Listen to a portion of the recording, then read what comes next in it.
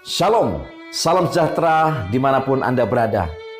Bertemu kembali di dalam pelajaran Sekolah Sahabat bersama dengan saya Pendeta Daniel Siswanto.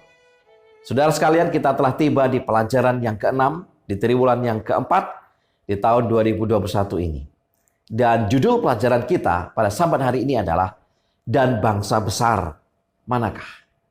Namun sebelum kita mempelajari lebih lanjut, mari kita tunduk kepala dan berdoa.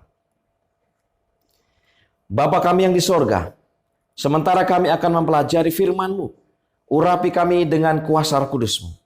Curahkanlah berkat itu untuk kami, sehingga kami boleh memahami, mengerti, dan pada akhirnya iman percaya kami akan semakin bertumbuh. Terima kasih ya Tuhan. Inilah doa dan harapan kami. Di dalam nama Yesus, kami berdoa. Amin. Saudara sekalian, judul yang sangat menarik, Dan Bangsa Besar Manakah? Ayat inti terdapat di dalam Ulangan 4 ayat 8. Dan bangsa besar manakah yang mempunyai ketetapan dan peraturan demikian adil seperti seluruh hukum ini yang kubentangkan kepadamu pada hari ini. Ulangan 4 ayat 1 sampai dengan 9 berisi suatu pelajaran tentang hukum Allah dan konsekuensi dari mematuhi atau menolaknya. Hukum Allah itu kudus, sempurna, dan bijaksana. Dapatkah kita menambahkan atau mengubah apapun dalam hukum untuk membuatnya lebih sempurna? Bagaimana hukum terkait dengan kebijaksanaan? Dapatkah kita menjadi terkenal dalam hidup ini dengan menaati hukum? Ini adalah pertanyaan yang akan kita temukan dalam jawabannya di pelajaran Sekolah Sahabat ini. Di pelajaran hari Minggu, jangan tambahkan atau kurangkan. Ulangan 4 ayat 1 sampai dengan 2. Maka sekarang, hai orang Israel, dengarlah ketetapan dan peraturan yang kuajarkan kepadamu untuk dilakukan, supaya kamu hidup dan memasuki serta menduduki negeri yang diberikan kepadamu oleh Tuhan Allah nenek moyangmu. Janganlah kamu menambahi apa yang kuperintahkan kepadamu, dan janganlah kamu menguranginya. Dengan demikian, kamu berpegang pada perintah Tuhan Allahmu yang kusampaikan kepadamu. Saudara sekalian, pertanyaannya adalah, mengapa bangsa Israel diamarkan untuk hidup menurut ketetapan dan peraturan dan jangan menambahkan atau mengurangkannya? Pertama, sebab setan berusaha untuk mengubah hukum. Pena Inspirasi melalui tulisan Ellen G. White, Selected Message, jilid 2 halaman 107 mengatakan, setan berusaha dengan gigih dan tak kenal lelah dalam upayanya untuk meneruskan pekerjaan yang dia telah mulaikan di surga, yaitu untuk mengubah hukum Allah. Dia telah berhasil dalam membuat dunia percaya pada teori yang dia paparkan di surga sebelum kejatuhannya, yaitu bahwa hukum Allah itu salah dan perlu direvisi. Sebagian besar dari gereja yang mengaku Kristen oleh sikap mereka jika tidak melalui kata-kata mereka menunjukkan bahwa mereka telah menerima kesalahan yang sama. Yang kedua, mengingat sejarah bangsa Israel. Sejarah bangsa Israel menunjukkan bahwa dalam banyak cara mereka berada dalam masalah karena bukan hanya mereka mengabaikan aturan-aturan tertentu dari hukum itu yang karena tujuan praktis telah menghilangkannya dari hukum, tetapi juga menambahkan pada hukum. Dalam pengertian, mereka mempraktekkan hal-hal yang tidak ditentukan oleh hukum, dan hal itu justru pada akhirnya menuntun pada pelanggaran pada hukum itu. Pada zaman Yesus, orang-orang Yahudi telah menambahkan bermacam-macam tradisi manusia kepada hukum Allah yang akhirnya membuat perintah Allah diabaikan. Matius 15 ayat 1 sampai dengan 9. Bagaimanapun juga, menambahkan atau mengurangkan berarti bahwa hukum itu telah diubah dan bangsa itu menderita konsekuensinya. Yesus mengatakan, Matius 15 ayat 9, percuma mereka beribadah kepadaku, sedangkan ajaran yang mereka ajarkan ialah perintah manusia. Musa menegaskan kembali Ulangan 12 ayat 32. Segala yang kuperintahkan kepadamu haruslah kamu lakukan dengan setia, janganlah engkau menambahinya atau menguranginya. Di pelajaran hari Senin, Baal Peor. Ulangan 4 ayat 3 sampai dengan 4. Matamu sendiri telah melihat apa yang diperbuat Tuhan mengenai Baal Peor. Sebab Tuhan Allahmu telah memunahkan dari tengah-tengahmu semua orang yang mengikuti Baal Peor. Sedangkan kamu sekalian yang berpaut pada Tuhan Allahmu masih hidup pada hari ini. Saudara sekalian, apakah pelajaran dari sejarah bangsa Israel mengenai Baal Peor? Bilangan 25 ayat 1 sampai dengan 15. Pertama, saat bangsa Israel berada di Sitim, mereka mulai melakukan perzinahan dengan perempuan-perempuan Moab. Perempuan-perempuan Moab tersebut membawa Israel kepada korban sembelihan bagi dewa mereka, dan bangsa Israel makan dari korban tersebut serta menyembah dewa mereka. Israel terjerumus dalam penyembahan berhala. Yang kedua, melalui mengeraskan angan hati mereka dengan dosa yang pertama, yaitu dosa secara fisik, mereka selanjutnya menuai akibatnya, yaitu jatuh dalam dosa berikutnya, yaitu dosa secara rohani, yang tentu merupakan tujuan utama dari iblis. Menurut ayat 6, mereka sudah menjadi sangat hina, di mana seorang laki-laki Israel tanpa merasa bersalah telah dengan beraninya membawa wanita Midian ke dalam perkemahan, tepat di depan Musa dan di depan orang-orang yang menangis di luar bait suci karena dosa mereka. Yang ketiga, iblis mengambil keuntungan dari sifat manusia yang sudah jatuh dengan menggunakan wanita-wanita kafir untuk menggoda para lelaki Israel yang dengan terang-terangan membiarkan diri mereka digoda. Saudara sekalian, mengapa Musa merasa penting untuk mengingatkan Israel akan peristiwa Baal Peor sebelum mereka memasuki tanah perjanjian? Pertama, Israel harus menjadi saksi bagi bangsa-bangsa kafir yang ada di sekeliling mereka tentang Allah yang benar, satu-satunya Allah. Dan hanya kepada Tuhan saja mereka harus sujud menyembah. Yang kedua, mereka harus menjadi sebuah contoh untuk menunjukkan seperti apa penyembahan kepada Allah yang benar. Sebaliknya, dengan mengikuti Allah-Allah di sekitar mereka, mereka sering jatuh dalam pemberontakan yang terang-terang terhadap Allah, yaitu Dia yang seharusnya mereka wakili di dunia. Pikiran dan tubuh kita sangat berhubungan erat dan saling mempengaruhi. Karena itu, adalah berbahaya memanjakan satu kesenangan dalam dosa, karena itu akan mempengaruhi kita secara rohani dan merusaknya secara perlahan-lahan. Di pelajaran hari Selasa, berpaut pada Tuhan Allahmu. Ulangan 4 ayat 4, firman Tuhan berkata, sedangkan kamu sekalian yang berpaut pada Tuhan Allahmu masih hidup pada hari ini. Tidak semua bangsa Israel terlibat dalam dosa dan menyembah Baal Peor. Sebagian di antara mereka tetap setia kepada Tuhan. Kata sekalian atau semua di ayat 4 tersebut memiliki hubungannya dengan kata di ayat sebelumnya, yaitu semua yang menyembah Baal Peor dimusnahkan. Sementara semua yang setia tetap hidup dan akan memasuki tanah perjanjian. Hal ini memberi pelajaran dengan tegas bahwa tidak ada jalan tengah. Kita di pihak Kristus atau melawan Kristus. Matius 12 ayat 30. Pada akhirnya semua ada ganjarannya. Apa arti lebih dalam kata berpaut pada Tuhan? Itu berarti sebuah komitmen yang kuat untuk berpaut pada sesuatu di luar dari diri kita. Seperti di dalam Kejadian 2 ayat 24. Ketika seorang laki-laki akan meninggalkan keluarganya dan berpaut dengan istrinya. Kata berpaut juga muncul 4 kali dalam kitab Ulangan. Ulangan 10 ayat 20, Ulangan 11 ayat 22, Ulangan 13 ayat 4, Ulangan 30 ayat 20. Dan di dalam setiap kasus, idenya selalu sama. Mereka, yaitu umat Israel, harus berkomitmen untuk berpegang teguh pada Allah mereka. Itu berarti bahwa umat Tuhan harus memberikan diri mereka kepada Tuhan dan mendapatkan kuasa dan kekuatan dari Tuhan.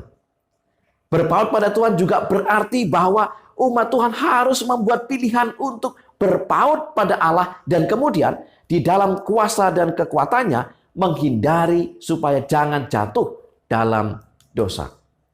Allah itu setia. Allah sanggup untuk menjaga kita supaya jangan jatuh. Tetapi kita harus membuat satu pilihan yang sadar.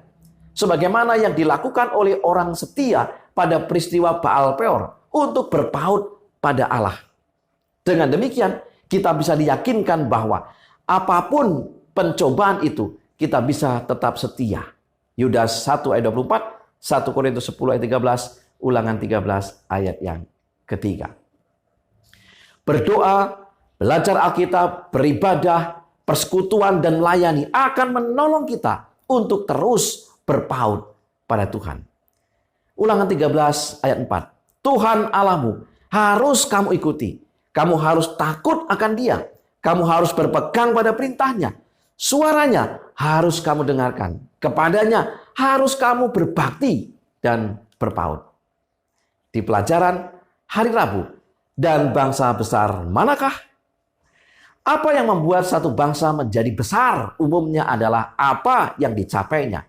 Kekuatan politiknya, permukaan tanahnya, tindakannya dalam perang, atau kekayaannya. Namun, bangsa Israel berbeda. Apa yang membuat bangsa Israel begitu hebat bukanlah apa yang dilakukannya atau yang tidak dilakukannya. Bukan tentang siapa bangsa ini, tetapi adalah tentang Allah dan apa yang Ia telah lakukan. Mengapa Tuhan melalui Musa mengatakan apa yang Dia lakukan terhadap Israel? Ulangan 4 ayat 5 sampai dengan 9. Demikian juga Ulangan 4 ayat 32 sampai dengan 35. Pertama, Tuhan menginginkan bangsa ini untuk menyadari bahwa mereka telah dipanggil, dipilih untuk alasan yang khusus. Mereka adalah bangsa yang besar, sama seperti yang Allah katakan kepada Abram tepat pada saat panggilan pertama untuk keluar dari tanah Kasdim, bahwa aku akan membuat engkau menjadi bangsa yang besar. Kejadian 12 ayat 2, Kejadian 18 ayat 8. Yang kedua, Israel perlu memahami bahwa tujuan Tuhan membuat mereka menjadi besar adalah supaya mereka bisa menjadi berkat. Kejadian 12 ayat 2. Kepada siapa? Semua kaum di muka bumi. Kejadian 12 ayat 3. Dan walaupun berkat yang paling utama adalah Yesus, Sang Mesias, akan datang melalui keturunan mereka, sampai saat itu mereka harus menjadi terang dunia. Tetapi aku akan membuat engkau menjadi terang bagi bangsa-bangsa, supaya keselamatan yang daripadaku sampai ke ujung bumi. Yesaya 49 ayat 6. Dan bukan berarti bahwa keselamatan bisa ditemukan dalam bangsa Israel, tetapi bahwa melalui mereka Allah yang benar, satu-satunya yang bisa menyelamatkan, bisa dinyatakan. Yang ketiga, Israel perlu menyadari bahwa mereka telah dipanggil secara khusus dan diberikan sangat banyak keistimewaan di antaranya. Mereka mendengar suara Tuhan secara langsung. Mereka dilepaskan dari tengah-tengah perbudakan dengan tanda-tanda dan mujizat-mujizat. Semua ini menunjukkan bahwa Tuhan dekat dengan mereka. Dan semua ketetapan dan peraturan yang diberikan sungguh adil. Saudara sekalian, di samping keistimewaan Israel, ada satu perbedaan yang sangat mencolok antara Israel dan orang kafir adalah bangsa Israel menyembah dan melayani Allah yang menciptakan alam semesta ini, yaitu Tuhan langit dan bumi. Sementara orang kafir menyembah batu, kayu, dan setan-setan. Bangsa Israel juga menyaksikan sendiri apa yang Tuhan telah lakukan bagi mereka dengan tujuan. Ulangan 4 ayat 35. Engkau diberi melihatnya untuk mengetahui bahwa Tuhanlah Allah, tidak ada yang lain kecuali Dia. Dan bangsa besar manakah? Apa yang hendak ditekankan dari pertanyaan ini adalah, kalau bukan Tuhan, Israel tidak istimewa dan tidak ada apa-apanya. Demikian juga kita semua. Di pelajaran hari Kamis, kebijaksanaanmu dan akal budimu. Ulangan 4 ayat 6. Lakukanlah itu dengan setia, sebab itulah yang akan menjadi kebijaksanaanmu dan akal budimu di mata bangsa-bangsa yang pada waktu mendengar segala ketetapan ini akan berkata, memang bangsa yang besar ini adalah umat yang bijaksana dan berakal budi. Saudara sekalian, apakah yang membuat bangsa Israel menjadi bijaksana dan berakal budi? Ulangan 4 ayat 1 sampai dengan 9. Pertama, kebijaksanaan dan akal budi mereka datang ketika mereka memelihara ketetapan dan perintah tersebut, atau datang ketika mereka menuruti akan ketetapan dan perintah tersebut. Penurutan mereka, yaitu penurutan bangsa Israel, itulah kebijaksanaan dan akal budi mereka. Yang kedua, kebijaksanaan mereka atau akal budi mereka datang dari manifestasi hukum Allah yang nyata dalam hidup mereka. Mereka harus menghidupkan kebenaran-kebenaran yang Tuhan telah berikan kepada mereka. Dan mereka bisa melakukan itu hanya apabila mereka menuruti semua kebenaran-kebenaran itu. Semua terang dan semua kebenaran tidak akan mendatangkan kebaikan, baik bagi bangsa Israel maupun bagi bangsa-bangsa kafir di sekeliling mereka, jika mereka tidak menghidupkan kebenaran itu. Ellen G. White dalam seri Membina jilid 5 halaman 221 menuliskan tentang hasil yang akan dicapai bila bangsa Israel hidup menurut ketetapan yang Tuhan buat, yaitu pertama, penurutan mereka kepada undang-undang Allah akan menjadikan mereka keajaiban dari kemakmuran di hadapan bangsa-bangsa di dunia. Yang kedua, Tuhan akan memberikan mereka hikmat dan kepandaian dalam segala pekerjaan yang sulit, yang akan terus menjadi guru mereka dan akan memuliakan dan mengangkat mereka melalui penurutan kepada undang-undangnya. Yang ketiga, mereka akan dipelihara dari penyakit-penyakit yang menimbulkan bencana kepada bangsa-bangsa lain. Dan mereka akan diberkati dengan kesegaran intelek. Yang keempat, Allah akan melengkapi mereka dengan setiap perlengkapan supaya menjadi bangsa yang termulia dalam dunia ini.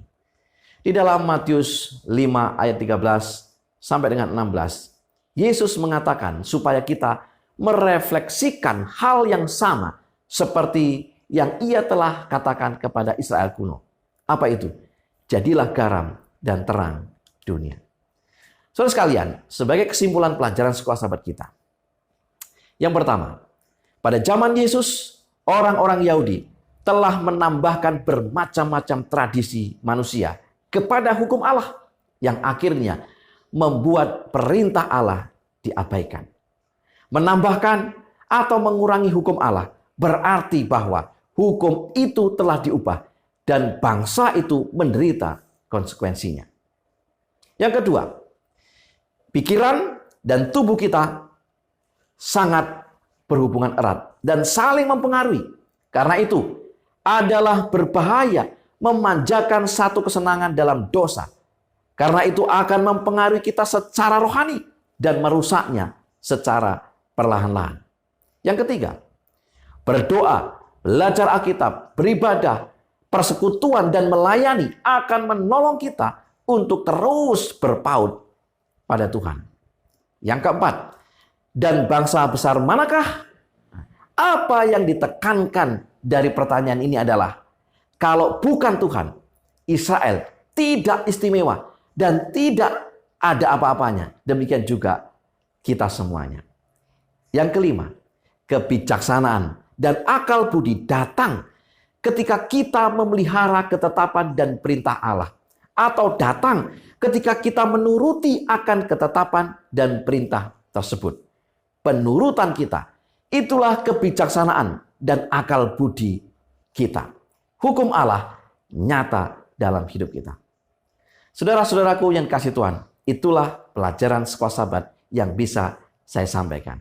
Kiranya boleh semakin memberkati kita. Untuk menguatkannya, mari kita tunduk kepala dan berdoa. Tuhan Bapa yang penuh kasih, bila mana kami mempelajari akan pelajaran ini, firman yang sungguh indah, menguatkan kami, mengingatkan kami untuk belajar dari pengalaman bangsa Israel, untuk tetap berpaut kepada Engkau. Karena di luar Engkau, kami tidak ada apa-apanya. Oleh sebab itu ya Tuhan, urapi masing-masing kami dengan kuasa Roh Kudus Tuhan, sehingga kami diberikan kemampuan untuk memahami akan firman ini dan menjadi pelaku-pelaku firman. Berkati kami dimanapun kami berada. Dalam nama Yesus kami berdoa. Amin. Saudaraku yang dikasihi Tuhan, biarlah firman ini menginspirasi kita, meneguhkan iman kita. Mari kita terus belajar dan belajar. Agar apa? Agar kita semakin dekat dan dekat kepada Tuhan. Selamat belajar, selamat sahabat. Tuhan memberkati.